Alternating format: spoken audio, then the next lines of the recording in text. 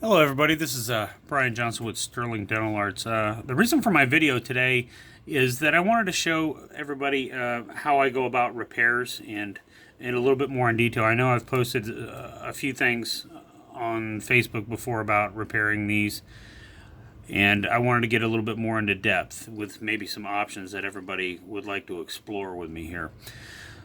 We get a typical case. This is a case that I just got in today. It's one of those where I had enough time to even explore options, which is always good. So I said, let me try to find the best option for this patient. This is a recent patient that just not too long ago just delivered this partial, and he's recently lost a tooth, unfortunately. But for those who don't do flexibles, most of the time, option one would be to put a wire back here, melt a wire into there, hang it off there, and then just add on a tooth here. I mean, you can see the wire up underneath, but you would just add a tooth here, hang it off with some acrylic, maybe put a wrought wire clasp on there, and the case is fixed. But sometimes that isn't always the best option. Option number two was for me to, okay, I got to add another class. Sometimes you don't know how they're going to go about, if they're going to bond real good, or how are you going to go about it if you don't have an injection gun or whatnot. So basically, you would just duplicate your model, set the tooth in there, add to class, re-wax, and process and finish. But however that you may not have a lot of time for that. So my choice was this. I mean, given what I had to work with, and what was needed in the tools available to me, I chose to do it this way with the JP90, the injection gun from TCS. So my choice was just wax it up, make the matrix, put my stamp in it with the gun, drill out the hole, boil off the case, of course. So you have to do that either way.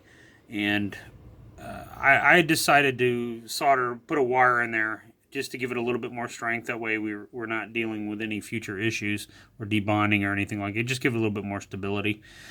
And so I proceeded to boil it out and put it under a little bit of heat. At least something 150 to 200. I won't go 200. 175 degrees, just to heat up the whole base so the material flows and congeals, and to the new to the old material. So I went ahead and shot the case, and you may ask why I have the clear here. Well, the clear is basically because this class is in the aesthetic region, and the way this patient smiles, I know it's going to have to be a clear. So I said, why don't we just make this whole section clear instead of doing it pink and then doing it clear? Just do it all clear. And I this is my first one like this. I've done them where I've shot it before and then reshot a clear class, but this I think is a good option. It's the TCS Natural. It's has a little bit more not clarity, but it's a little bit of a cloudy clear, so you don't get that black hole effect in it. It's actually, what I like about it is it's actually picking up the pink to this partial right now if you look at it, and it probably will of the gingiva too, as it's seated in the mouth.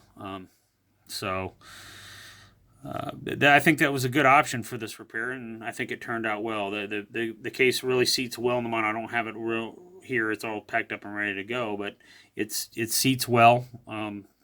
To no real issues, and the total time that it took me to really do this case from start to finish, I mean, was really maybe an hour of work time. And I don't know about you, but I like an hour to add a class and be able to charge for it. So um, that's what I think about that. I think it's a good option. You got three options either way you want to go about it. The option one with the just adding some acrylic on there is a good option. It lasts. You can warranty it. The second option of rebasing it, I don't see the point in it, and unless you have to. And the third option would be what I discussed with the JP90, which I think is the quickest and the most benefit as far as time for the lab. You know, we're all under the gun. We got to do what we got to do to get the cases out the door. But as far as benefit of the lab, the third option for me is makes most sense to me.